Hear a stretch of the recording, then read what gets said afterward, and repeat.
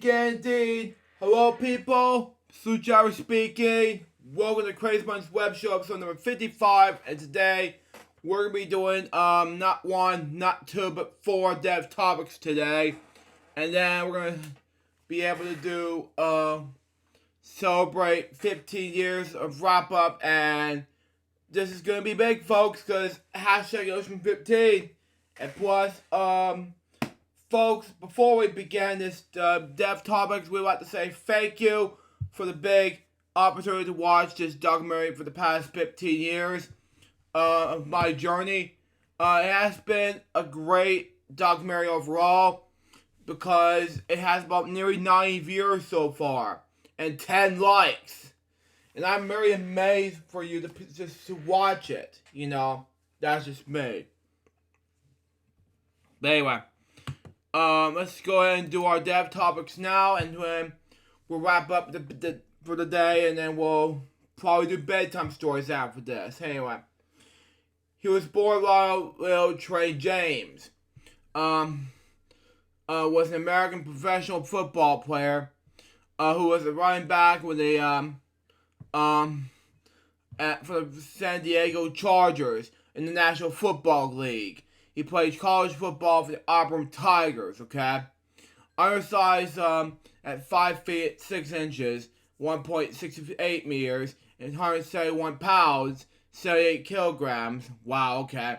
Spent his entire 5-year NFL career with the Chargers from 1984 to 1988. His best year at pro came during the 1985 season, when he set then NFL season records for receiving yards by Ryan Spack and all-purpose yardage. He also led the AFC American Football Conference shortage. Anyway, in the expansion that year, he was born in Albany, Georgia, on May 25th, 1962, where he attended Dodgery High School, playing football, basketball, and running track. Because of his small stature, of 5 inches 6 feet 6 inches, 1.68 meters, and 150 pounds, 68 kilograms. Auburn University was the only major college to recruit him. He played college football for the Tigers, sharing this backfield for Bo Jackson. Okay. James was Auburn's leading rusher for 561 yards in 1981.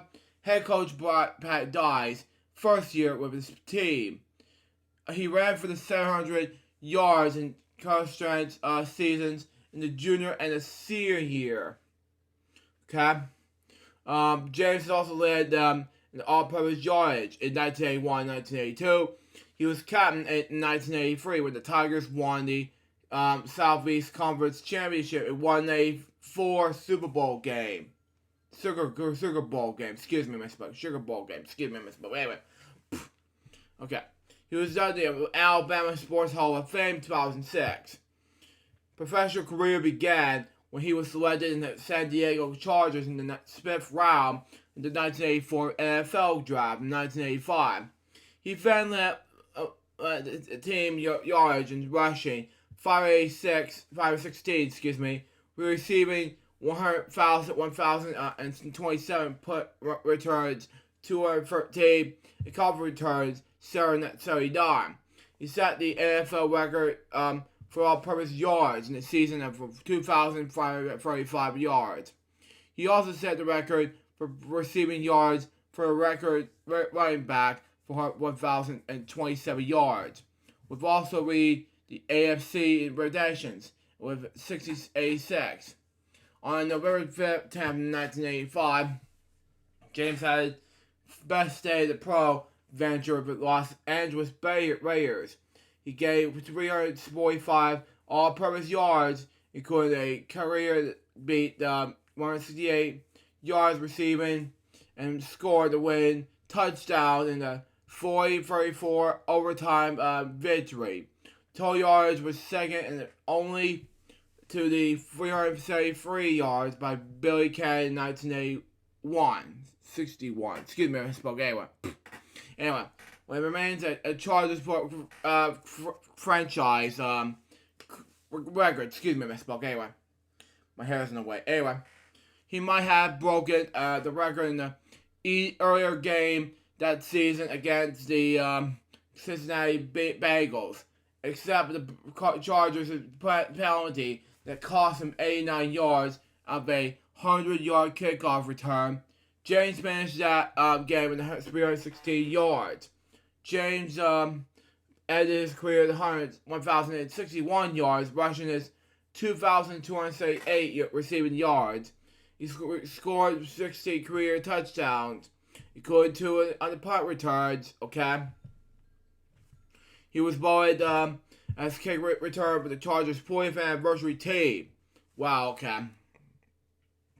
Makes more sense to me. Anyway, his record of receiving yards by a record running back was broken by Marshall Faulk, 1,048 in 1999. Now, his perfect yardage record is eclipsed in 2000 by Derek Mason, 2,609 yards. Wow. Okay. Later life and death. He graduated from Auburn with a degree in mathematics in 1989. He coached tight ends at Auburn under his head coach Terry Bolden from 1996 to 1997. At a bug illness, he died on yesterday. He was 59 years old. Now, my next death topic has to do with Henry Lincoln. Okay, he was best known as Henry Scotskin, and it was best known as Harry Lincoln. It was a British actor, television presenter, scriptwriter, and actor. He would also co-op 3 Doctor Who multi-part serials in the 1960s and starred in the 70s, inspired by Chronicle BBC 2 documentaries and on the other mysteries surrounding the French village of Venice, y'all haven't asked this word, sorry, on which he was a writer and presenter. From the 80s, okay, offered a series of books in which the Holy Blood and the Holy Grail was the most popular, but coming inspiration with Don Brown's 2003 best-selling novel, The Don Wicked Code. It was the last living person that ever written Doctor Who in the 1960s. Okay. He was born in London in 1930. He studied at the Royal Academy of Dramatic Art. Under his original name of Henry Stockskin, excuse me, my bumped it. Anyway, he worked as both a screenwriter and supporting actor. Okay, February 12, 1930. Anyway, he's worked as a screenwriter and supporting actor. In 1964, he wrote one of the episodes of the Barnstormers, associated Red of Fusilation, how to pronounce it, as well as a starring in 2 of the episodes. Lincoln also appeared in one of a TV series, such as The Avengers 1961 and 1963, The Saint in 1967, Man in the Suitcase, and The Champions in 1968, and Champions in 1969. Okay. As well as the 1968 film, Don't Raise the Bridge, Lord the Believer.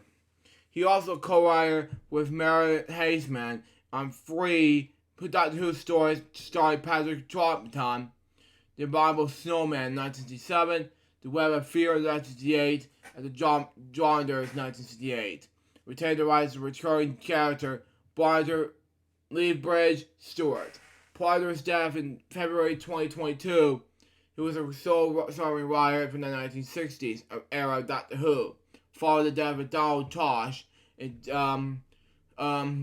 December 2019.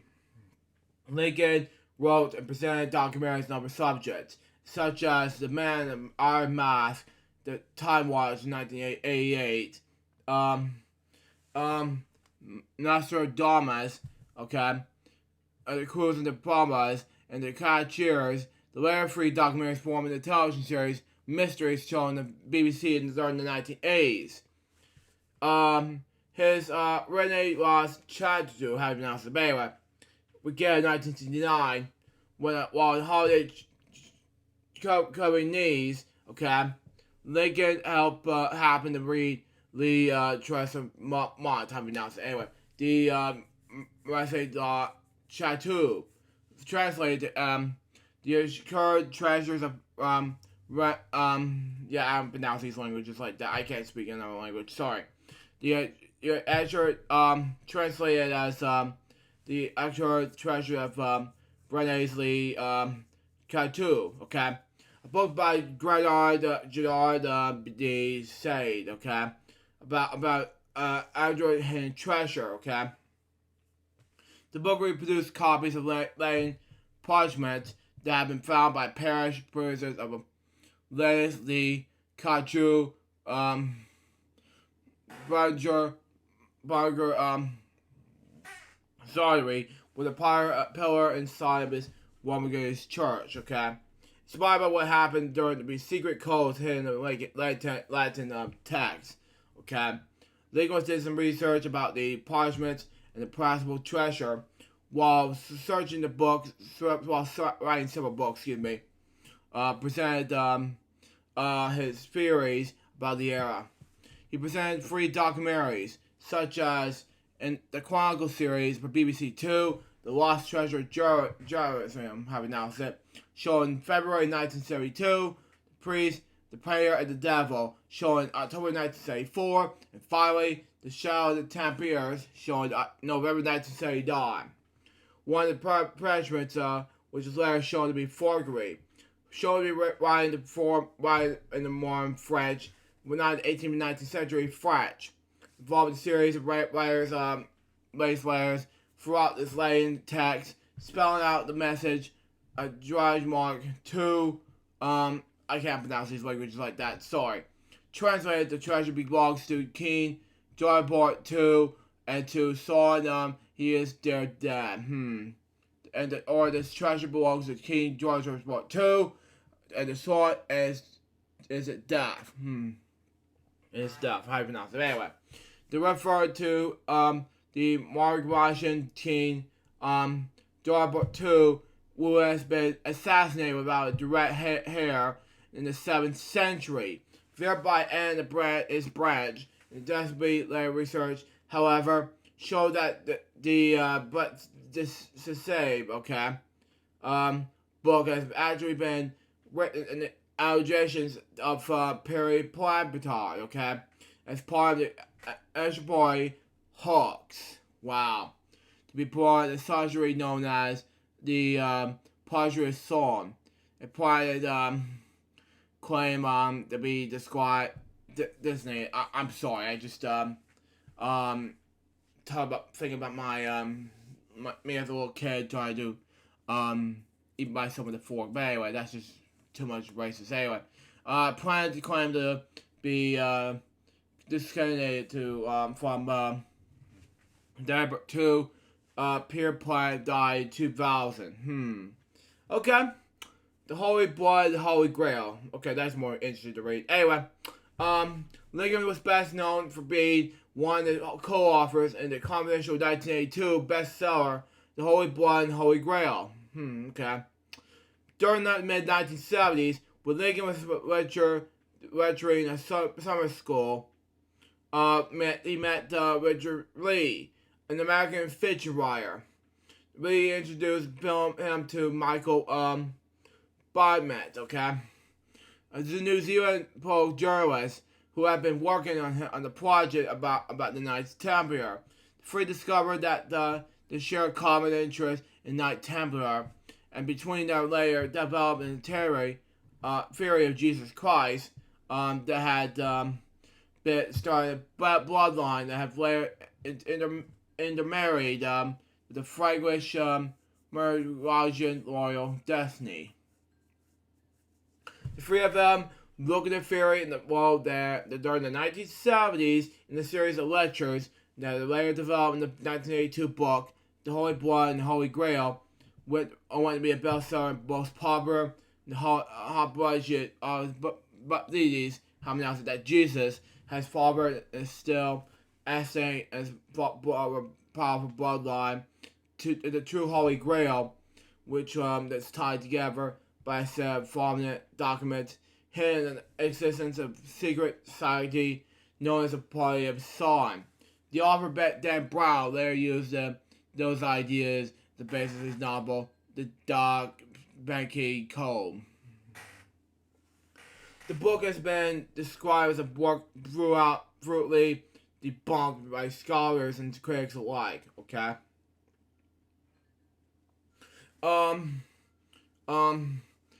Operation Scholar Richard Barber has commented.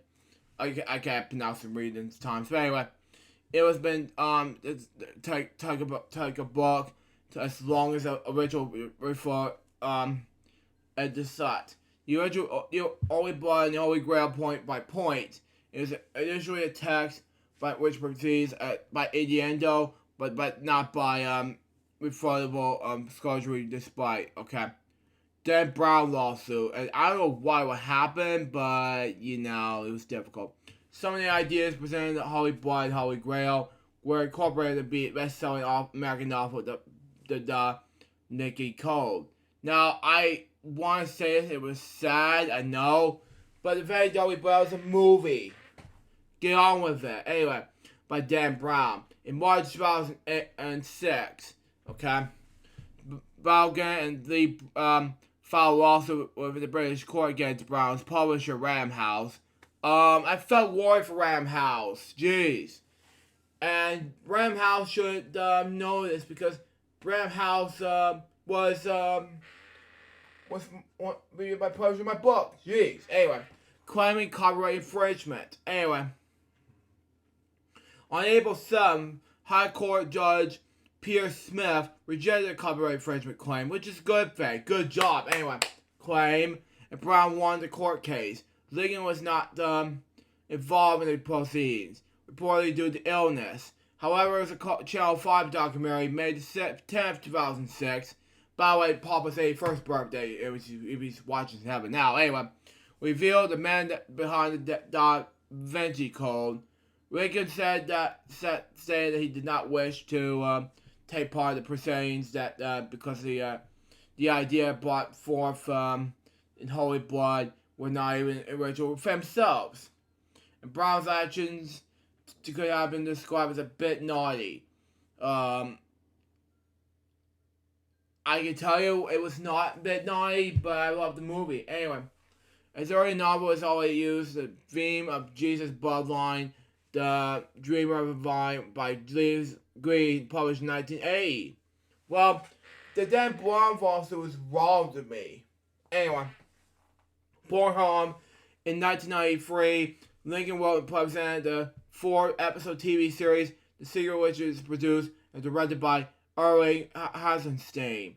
The series presented elements of Lincoln's lifelong research of resonantly cartoon, such as the algorithm link between the areas and the painting of Lee's Badgers, the upgrades by 17th century painter Nicholas Parsons. Boring! Anyway, in 2000, Lincoln collaborated with Agger again, it's not pronounced this word. Anyway, to write The Temporary Secret Island. Lincoln their mental happiness about Germany being disturbed in the placement mental charges around both Regency, Khartoum, and the Danish island of Bobium, These speculative finds led them to exaggerate that the Knights Templars had built the churches of Bobium in the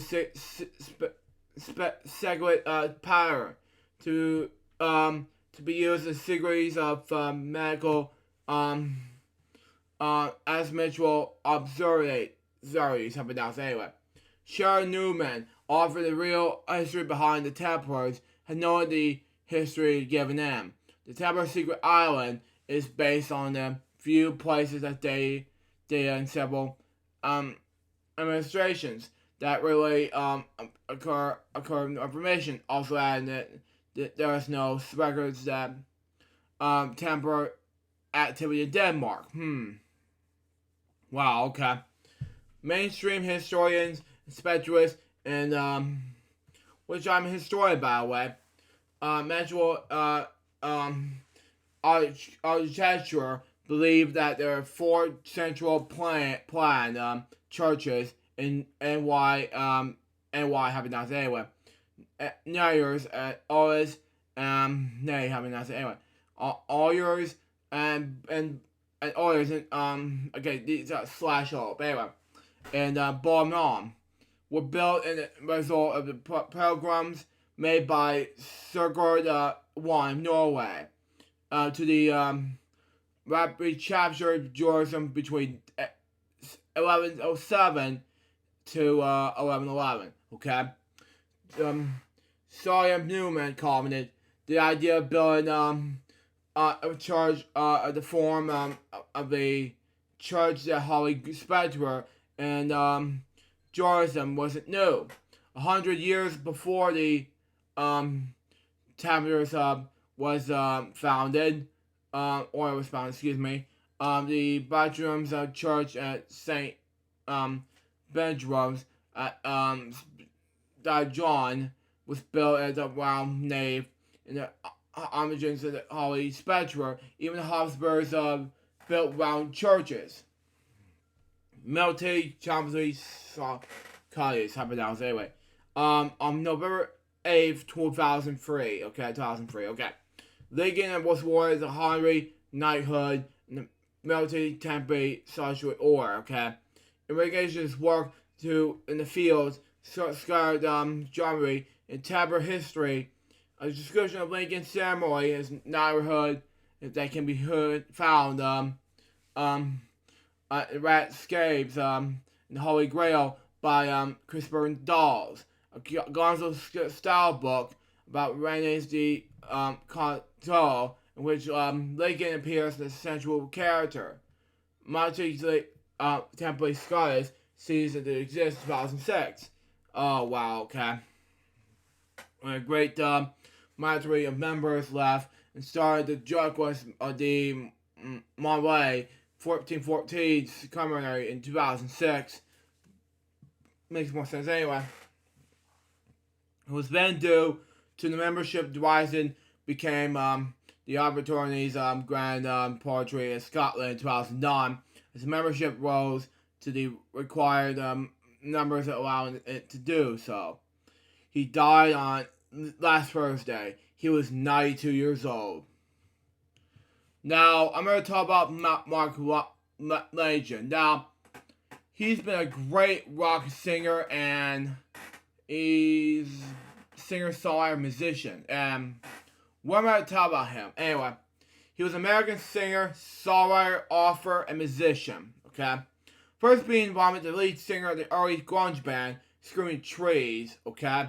He was also best known as a member of Queens of the Stone Age and the Gutter Twins. He was released 12 of the studio albums, as well as the collaboration albums with Oswald Campbell and 2 of the Duke Garson albums, okay?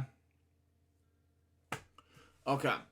Lincoln was known for his bantering voice. Like mine was a, yeah! Okay, I want to be loud because people are going to be quiet. But anyway. Okay, I won't talk about Bayway.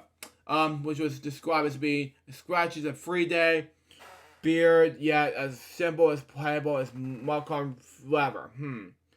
He began his musical career in 1984 as a frontman of the molecular band Screaming Trees, whom he released 7 studio albums and 5 EP before they disbanded in 2000.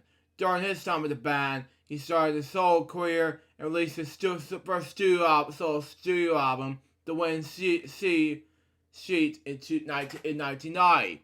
He subsequently released a first 10 solo albums, which received critical recognitions but only marginal commercial success. Following the end of Screaming Trees, he became the frequent collaborator of Queen of Stone Age. He was a full-time member between 2001 and 2005 during the songs with Deal, Death, But the Deaf, and Lullabies, the Paradise eras. He collaborated with various artists in his career, such as from the 90s. In the 90s, excuse me. He recorded on the release album of Lead Belly's covers of Carbon of Nirvana, and joined Lane Staley of Alice in Chains and Mike Burgali of Pearl Jam in the band called Mad Season. He formed the R&B rock group Guard Twins with Greg Dole of African Wings in 2003. Between 2004 and 2011, he released 3 critically acclaimed albums of duets with Scottish singer Usable Campbell, Bell, and Sebastian. He's also contributed to released by Moby, Bomb the Bass, Soul Savers, Tanya Brand, Twilight Singers, Manic Street Preachers, and Uncle, among others.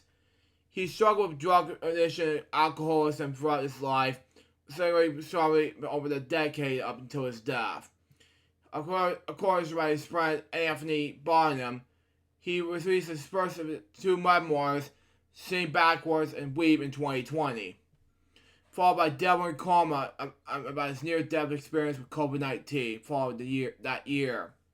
He died this year, which is in Ireland, which is in COVID-19 from sometime last Tuesday.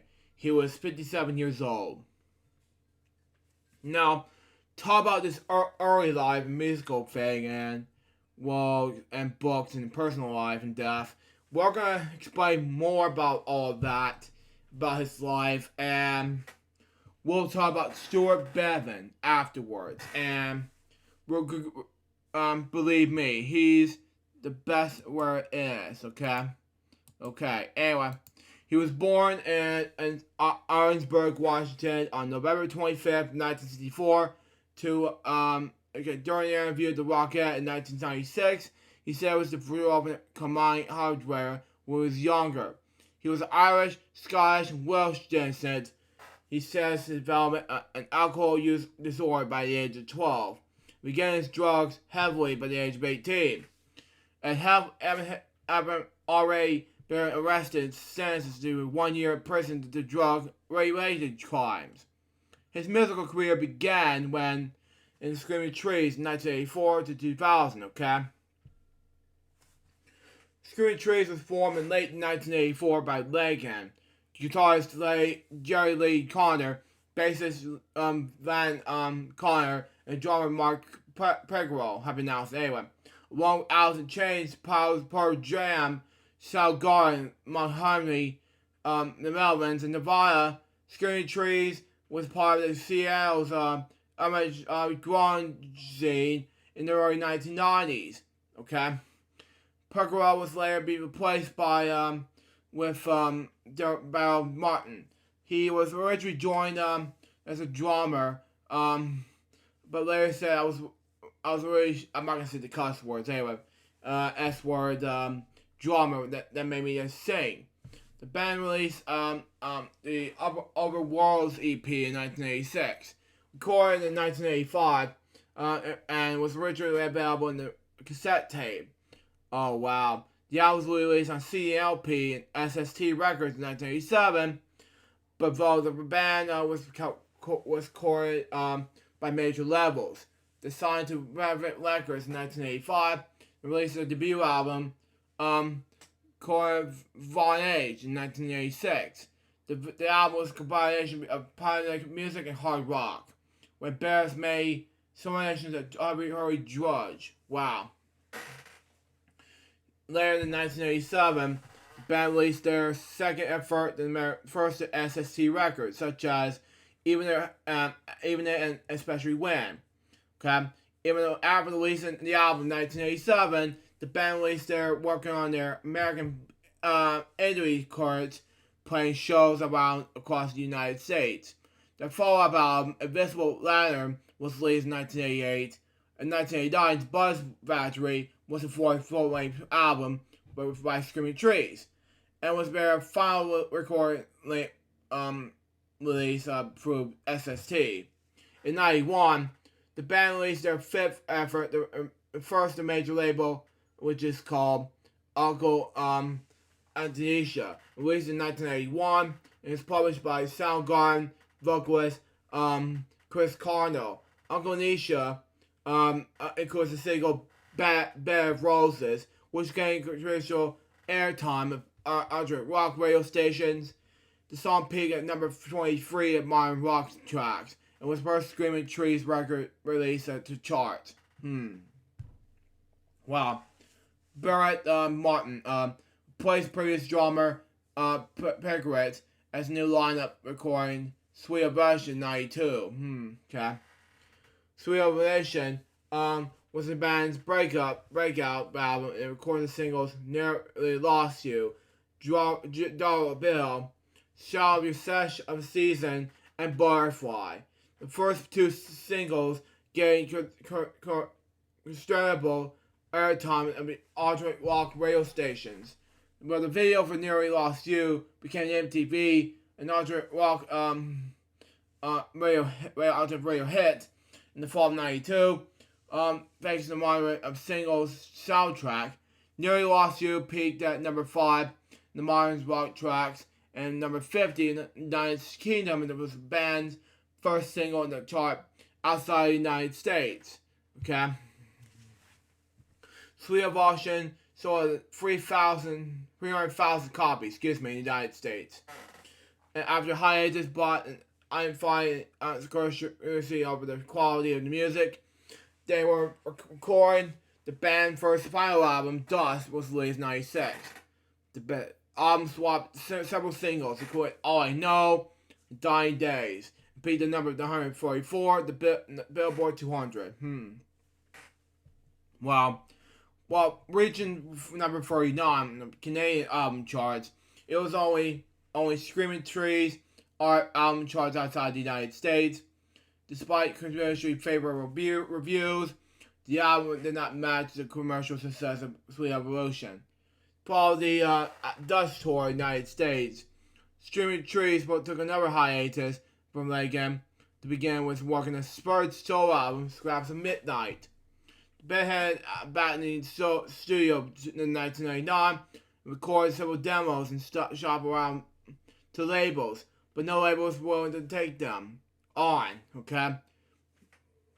The band played a few surprise shows in the early 2000s, and the follow-up concert to celebrate the opening of Seattle's Instrument Experience music project. They expectedly announced an official breakup.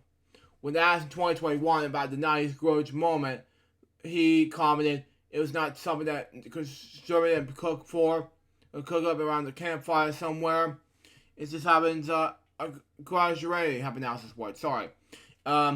It's hard to me to comment, but there's always get new music, and there's probably about always be as long as this song keeps shining. So working over projects, okay? In 1990, he released his first solo album, the winning sheet be a label, Sun Pop,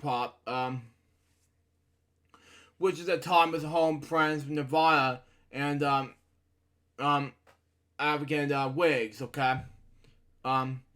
He was admitted that the album came around the following Red Belly, project we was working on with Mark Piccarello, Kurt Cobain, and Chris Christ, no, sorry, I can't pronounce his last name, The project was short-lived, and eventually other musicians became involved in the elaboration of the debut solo record. For the Love Belly session, a version of Where Did You Sleep Last Night appeared away in the She album, and The Shame as available in the Nirvana box sheet, with the lights out.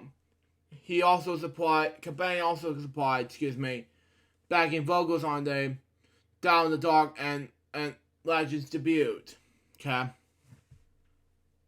The major of the album was recorded on Piccarello's on drums, Mike Johnson on guitar, Steve Fisk on piano and organ, and Jack Edwell on bass.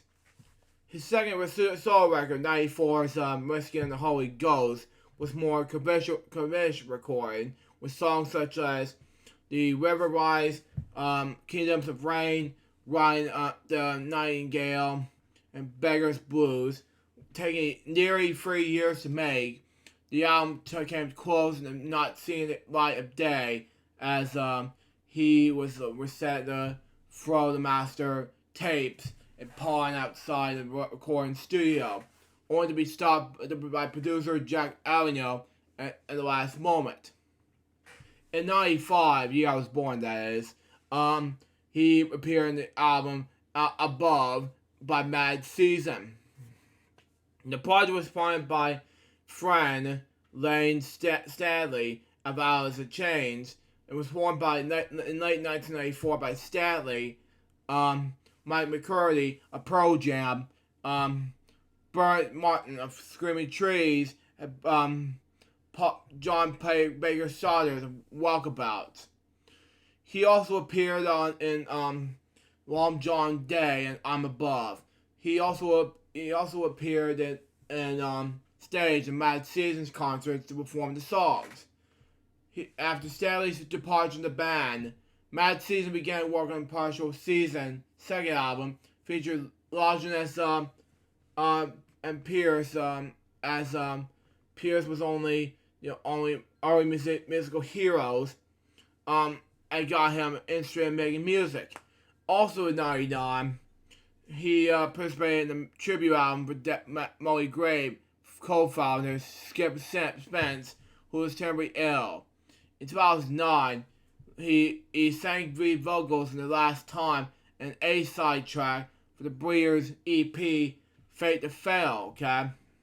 In 2001, he released his fifth studio album, Field Songs. The album featured friend Doug McKay of Guns N' Roses, as well as major collaborations from Soundgarden's bassist, Ben Shepherd. 2003 saw him appear on the Greg Dawes Twilight Singers record, The Blackberry Bellies, sharing his lead singer vocal duties on the epic closing track, number 9. Okay, the Wizard will be the first in the collaborations with Dawes and Twilight Singers. In 2001, he released this. I misspoke, but anyway. Prior to the recording his fourth album, Mark Lydon released Here Comes the Weird Chili, which recorded probably Blues, later to appear on Bubblegum, as well as a number of B-sides and rarities, including Captain Beefheart cover Clear Spot, featuring collaborations with many of who have been featured on Bubblegum, such as Josh Homme, Dee Ween, Nick Armory, and Chris Goss, okay? As well as nobody Natasha, I'll pronounce her last name, sorry. Greg Norrie and, Ari, Abdul, Charlotte Webb, I pronounced his last name, sorry. Anyway. On his next solo album, Bubblegum 2004, he was joined by prominent artists, including P.J. Harvey, Josh Homme, and Nick Arbor, whatever announced his last name, sorry. Of Queen of Stone Age, Greg Dolly of Alan Wiggs, and Twilight Singers, Dean Ween of Wee, and Doug McGagan, Izzy Stradlin, previously of Guns N' Roses in that time frame. Izzy Stradlin from Guns N' Roses in 1985 and 1981, and Guns N' Roses singer and bassist currently from 1985 to 1997 and to around 2016 to present, Doug McCaven at that time frame. Anyway, also appearing on Bubblegum is his ex-wife Wendy Leigh Fuller, now in We Will Fall to Earth. Fully reviewed album is the album was most commercially successful to date, reaching number 39 Billboard's top independent album charts. Some will assume that it's due to the appearance of several special musical figures along the album did receive glowing reviews by critics. In 2013, the track Strange Relation was used in Season 6 of Showtime television series Californication. His sub-studio album, Blue Funeral, was released in February 2012 by Josh Holm, Anisha Allen, how do you pronounce his first name, John Venice, and Marion, I'm pronouncing his person's last name, sorry. Marion, Nobly, how would the web pronounce it? Anyway, contributed to the creation of the album. In November 2012, he self-recorded a Christmas album titled Dark Mark Does Christmas. Dark Mark Does Christmas, anyway, 2012. Including a Rocky Erickson cover, Burn the Frames. The recorded 6-track EP only has been available in his concerts. Recorded heavily recordings in 2015. He released his first collaboration with Duke Garward, entitled Black Pudding. It featured a largely guitar-driven sound, not like his first solo album, on Sub Pop, as well as a long-time solo contributor, Alien Galvanese. He also released a 5-track EP entitled No Bells on Sunday in the United States on July 29th, 2014, followed by a European release on August 25th. A music video was released on July 15th, featuring for the single called Sad Lover. The third track off of the EP. Okay. His next full-length album, Prime Radio, was released on October 21st, 2014. It was produced by Alan Galvanese, and then similar sound epic to Bruce Funeral. He's released 3 first studio albums between 2017 and 2020. Okay, I misspoke. Anyway. Okay. His second collaborative album of Duke Garward, Animals, was released on October 24th, 2018. The pair toured Europe in October 2018 to support the release. Okay. He released 3 further solo albums between 2017 and 2020 on Healthy Recordings. Gargoyle in 2017, Somebody's Knocking in 2018, about April, and Straight Sounds of Sorrow in May 2020. Queens of a Stone Age in 2000 to 2014, okay? His first appearance on Queens of a Stone Age album was on Rated R. He sang in lead vocals in the Fade and background vocals on Leg the Ram, Autopilot, and I Think I Lost My Headache. Rated R became a commercial success. Became the first Queens of Stone Age album to chart. Shortly after the release of Field Songs, Legend became a full-time member of Queen of the Stone Age. He appeared in 2002 release Song with a Deal, singing leads in the track Song with the Dead, Hating Tree, singing Song with the Deal, and God is on the Radio. Okay. The album became the band's big breakthrough from peak in number 17 in Billboard 200, was certified gold by the IAA. Okay. He was toured to support the album over the next 2 years. He also toured full-time as the first vocalist in the Queen of Stone Age, and supported the Song in the Deal album, joined by his friend John Holm, who supported the Screaming Trees as a touring guitarist in 1996. The album received 2 Best Hard Rock Performances by Grammy nominations for the singles No One Knows in 2003 and Go With The Flow in 2004. In 2005, Reagan released his last album of Queen of the Stone Age, Lullaby to Paradise, which is saying lead vocals in the first track in the album called This Lullaby. Okay. The album was delayed during 2004, but some changes to the lineup basis. Oliver was fired and Lager was on the tour to support Bubblegum. He was later appearing to support the album. He went the tour for a while sign of exhaustion, but returned to finish the tour with the band. He told Christina Fushel, of Live Daily, "My relationship with these guys is one of those most satisfying I've ever had. It's great to play with. Initially, my best friends, when he asked the difference between Screaming Trees and Queens of Stone Age, he said, it's all rock and roll to me. It's a band to band. They're really not virtually different. It's all rock and music." He continued to collaborate with Queen of Stone Age and members after leaving the band.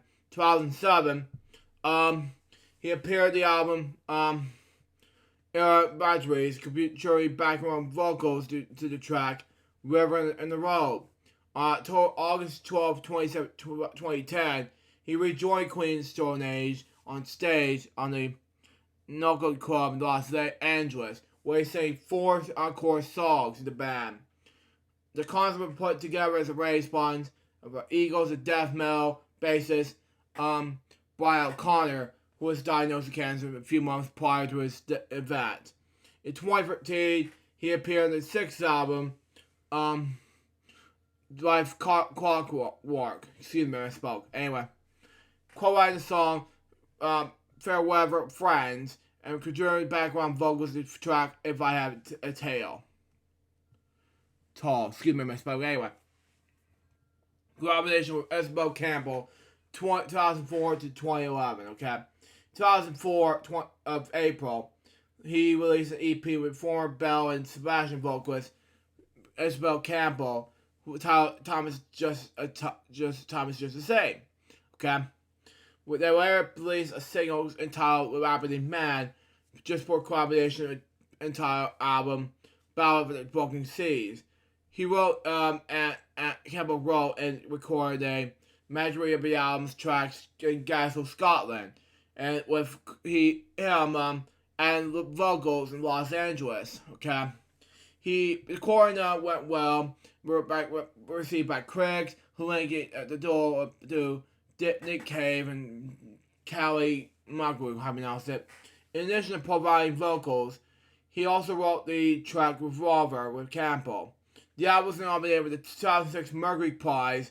They both played the 4 UK concerts in January 2007, with the London date being removed to a larger venue as a result of high demands for tickets.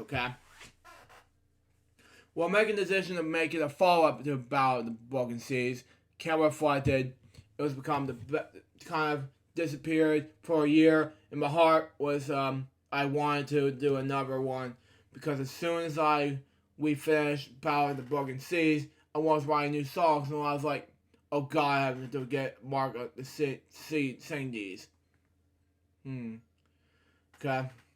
As after concert with Lagan and Laskin, January 2007, he asked Campbell asked Langston, if it will consider to make it a new album. Langston replied in a heartbeat. The time Lagan flew to Glasgow, Scotland, to record the new album in the end of March for 9 days to record the songs Campbell had written. After recording Lagan, Campbell remarked, it was classic. Everest American vocalist voice I love. She added, it was a she? Okay, that makes more sense. Anyway, she added, I was picking up played about with a lot. So there's a few that Mark would call Ratchery songs and a few ballads as well. This album, Sunday the Devil, was released on May 5th of 2008. The title track, Who Built the Road, being the only single released from it. A first collaboration album with Campbell, which Campbell is a she. I thought I was a boy. Anyway, was released on August 16th, 2010, entitled Hawk.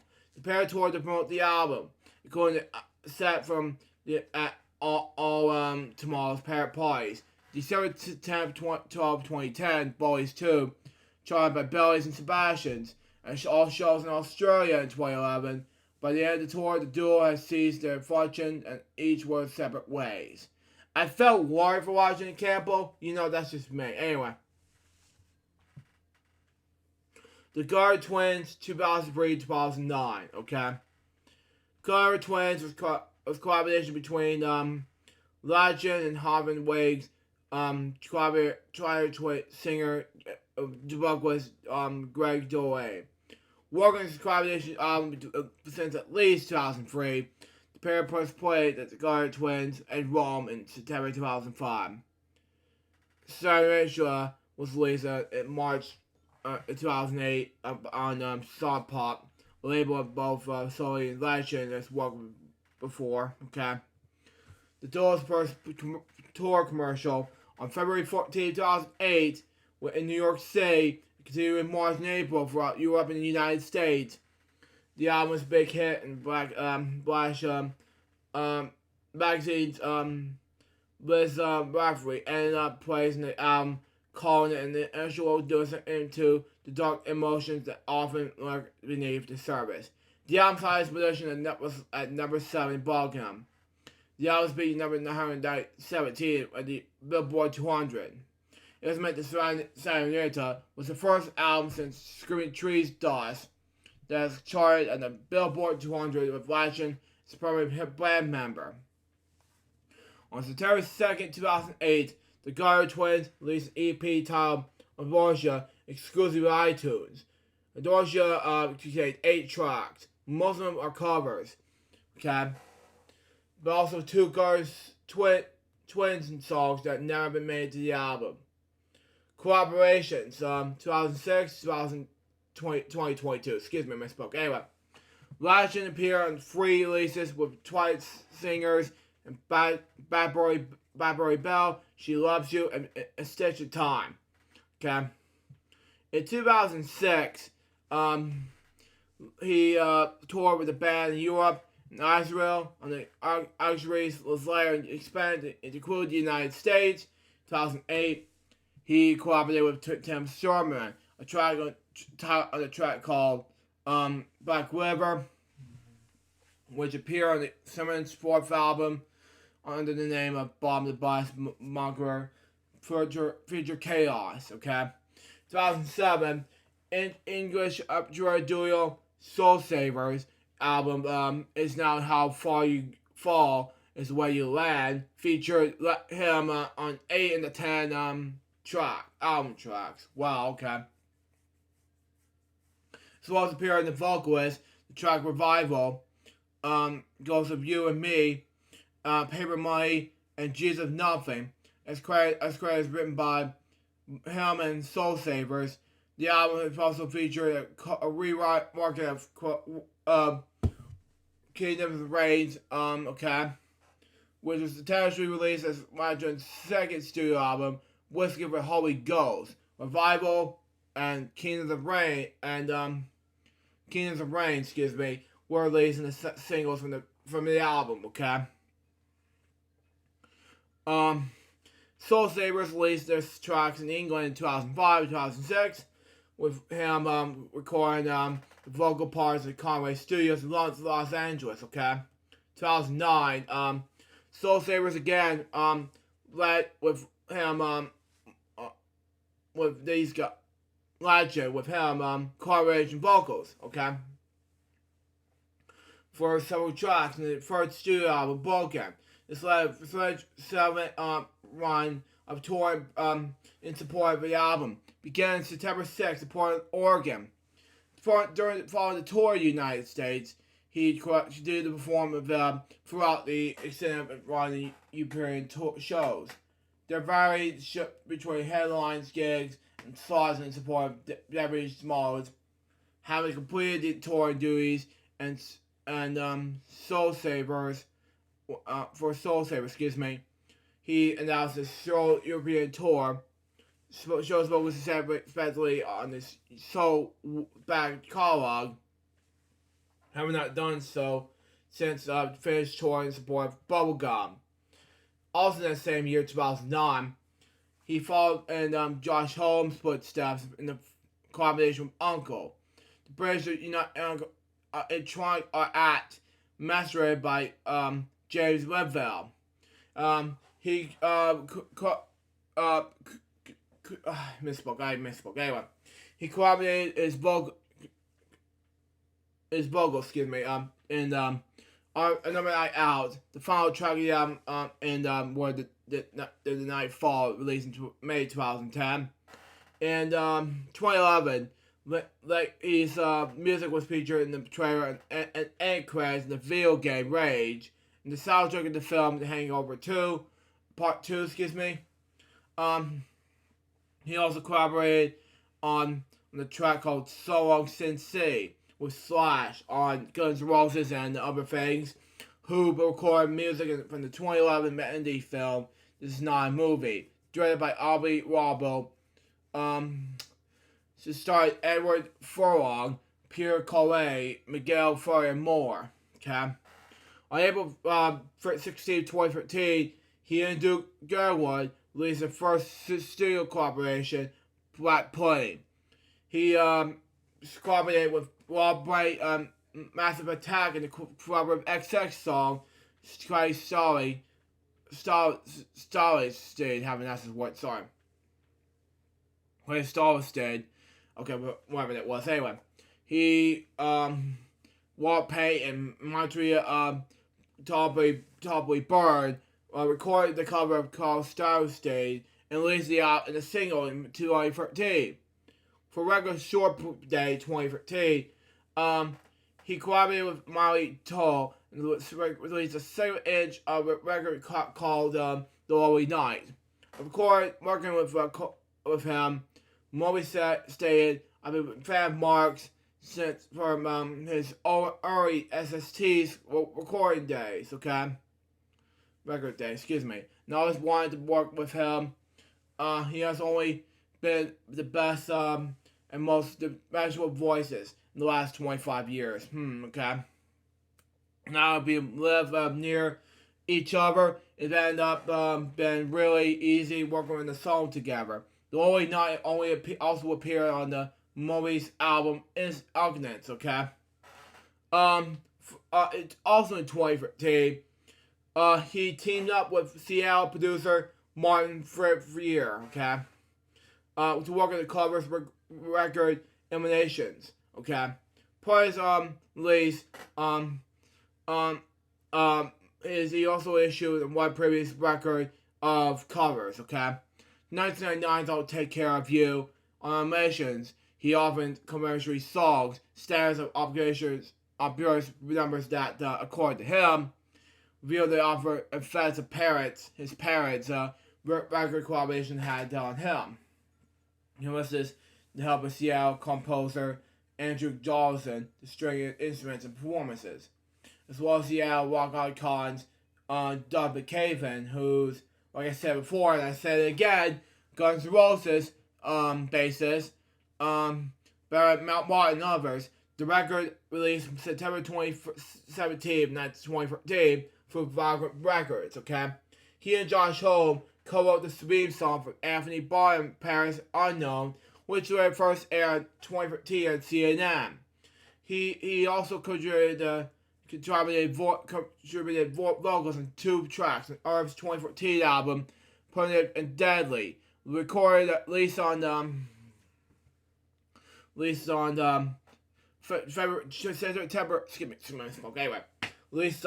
2nd, 2014. It was one track of Mitchell's 2014 album. I can't pronounce this. I can't speak any languages. Sorry. He also worked with Alcos on the track called Welcome to the Rain on the 2017 album The Road Part 1, along with Eska, excuse me. Has also contributed vocals and songwriting with Treasure Rock and band Tar Rollins. I can't pronounce that, sorry. Off of their 2017 album L1. In 2020, Logan contributed a spoken word vocal performance of the song The Mirror by English rock band Hey Claudius for the album Dances Curses. He also contributed vocals in the song Inside a Dream on the Cosmic Loneliness EP, The Raging River, released on February 5th, 2021. The music becomes a skull with Arms album pop, okay? was released on April 16, 2021. And Blake diary entry, Mag Street Preachers 2021 album, Audrey Lambert on in October 2021. Lega released a collaboration album with former Niagara's Line member called Joe Moore, entitled Dark Mode vs. Skeleton Joe. Now for books. Now I talk about his personal career in music. Now a lot about it. It's very long for me to read, but that's just me. Anyway, his books began in 2017. He released a book, I Am the Wolf, Lyrics and Writing. A collection of lyrics is commented by explanation and nominations. His memoir, Sing Back Up and Weep, Backwards and Weep, it was published on April 28, 2020. He and Coldplay frontman Wesley Adler published a book in poetry, Poets Poems in 2020. Another memoir, Devil in the Coma, was released in 2021, which details his experience contracting COVID-19, being turned to Carey Hospital in March 2021. Leaving California is the final book and 17 new poems released sometime early last year. 2021, that is. Anyway, personal life and death. Anyway, he struggled with alcoholism, heroin addiction during the 90s and early 2000s. In the 2020 memoir, he claimed that at age 12, he revealed that his child drunk before I could easily legally drink. During Screaming Trees tour in 1992, his arm became so badly affected from heroin use that doctors considered a pollination. After leaving the Screaming Trees, he became homeless for a period of time before entering rehab in 1997. He credited Courtney Love, who paired a year of his rehab for saving his life. After his first stay in rehab, he entered a halfway house, was given a job of looking after Doug McCaben's house. He relapsed in 2014, but bravely went to the coma. After rehab, he support himself by paying television sets. Wow, okay. He entered rehab again in 2006. Wow.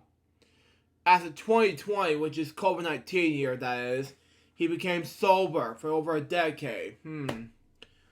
He was a friend of the late Kurt Coleman, who has been invited to his house for a few hours before his death. He was also a friend of Anthony Barnum, who encouraged him to pursue writing a memoir. He also wrote an arbitrary bargain observer, anyway.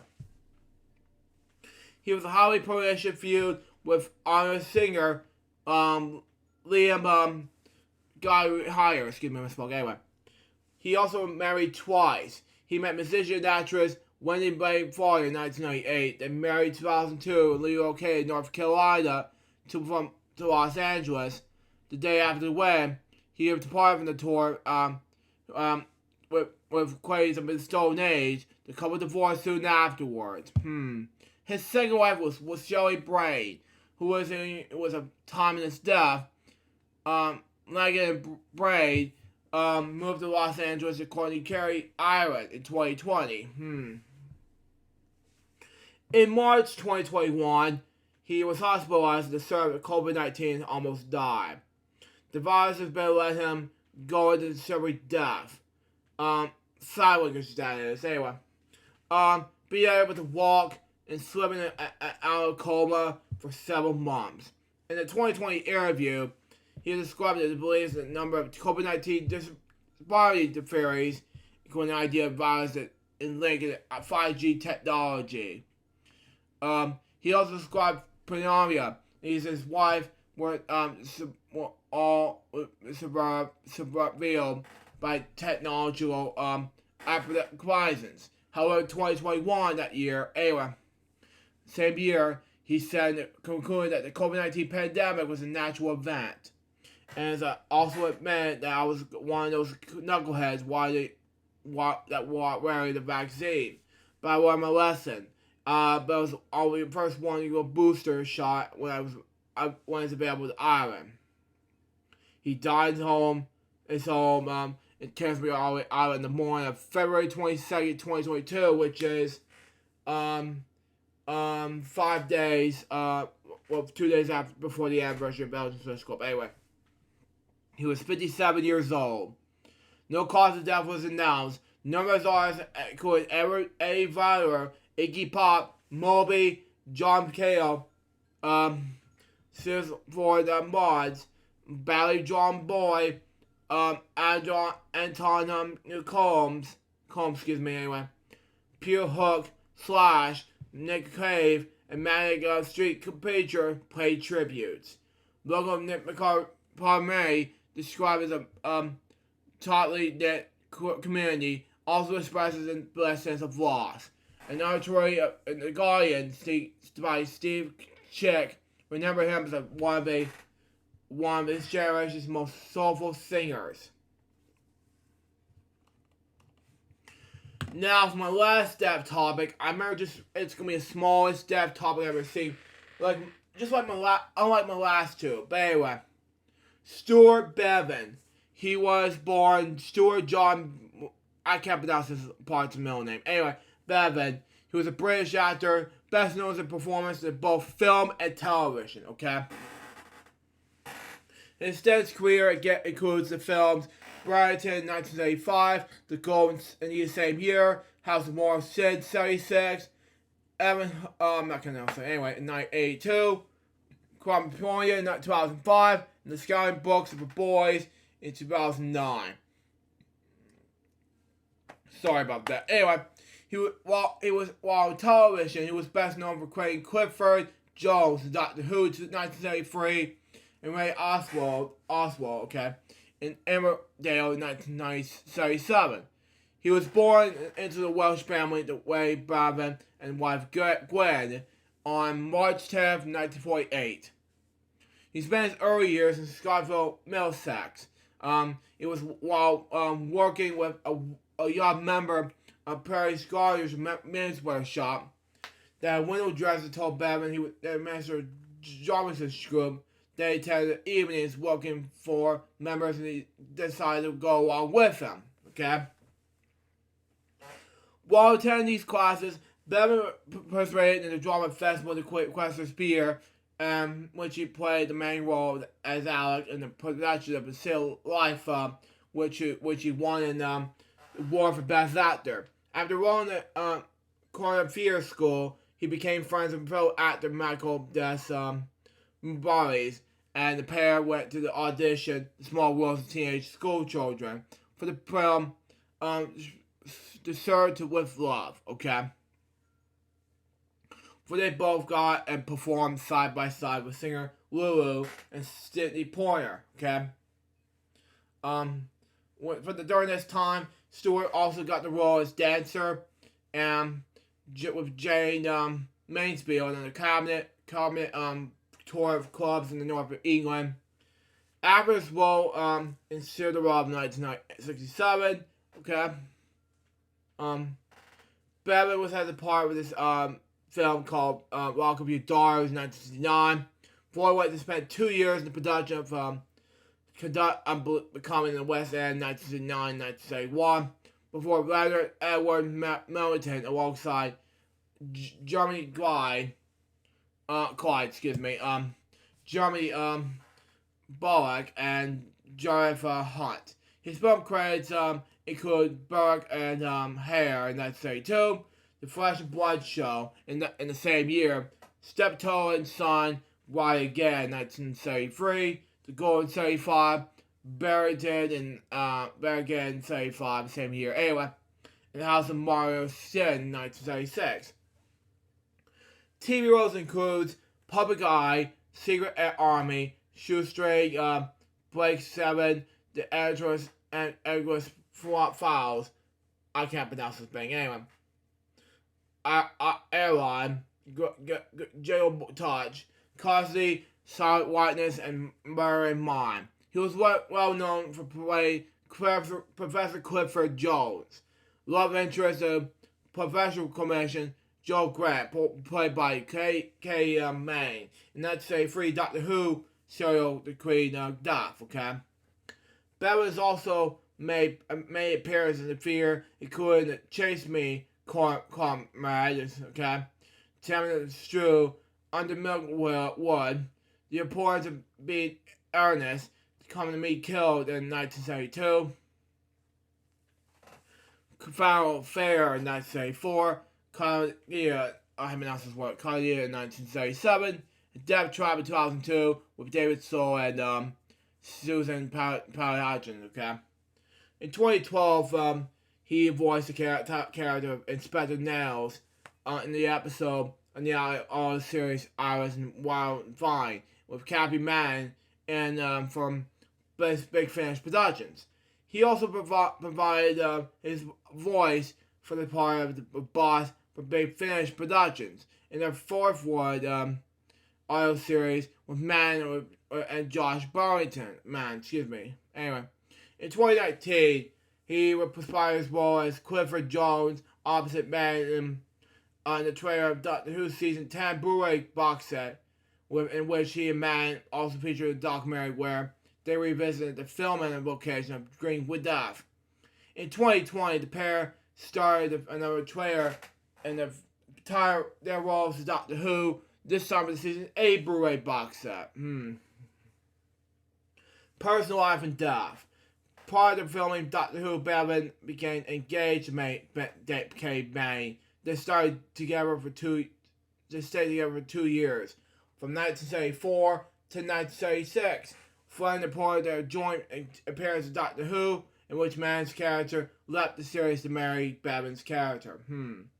He met the actress Virginia Moore in 1977 while filming in Northern England, and they fell in love and became life partners. They have 2 daughters and lived together until the rest of his life. He died on February 20th, 2022. He was 33 years old. And currently, it was written the 21st on Wikipedia, so it's wrong. But anyway, let's say British. But anyway, now we're going to do is a moment of silence reflection in regard to Ronald James, Harry Lincoln, Mark Lagan, and Stuart Bevin right now.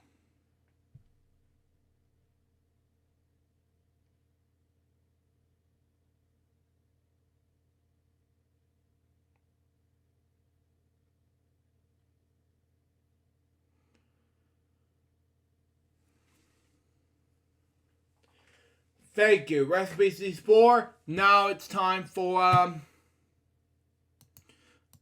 finish off where we left off, and we are done with this episode. Anyway, Eligible 15, yeah.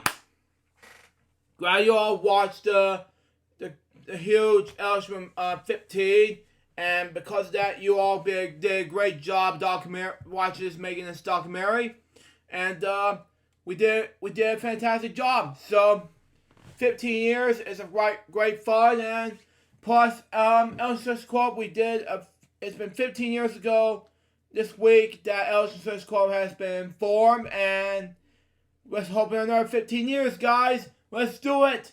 And that will up to this the Crazy Bunch's web show, episode number 55. Hope you enjoy it. Stay tuned. Next one's gonna be the Crazy Bunch's web show, episode number 56. We're going to talk about the Nintendo Switch and much more.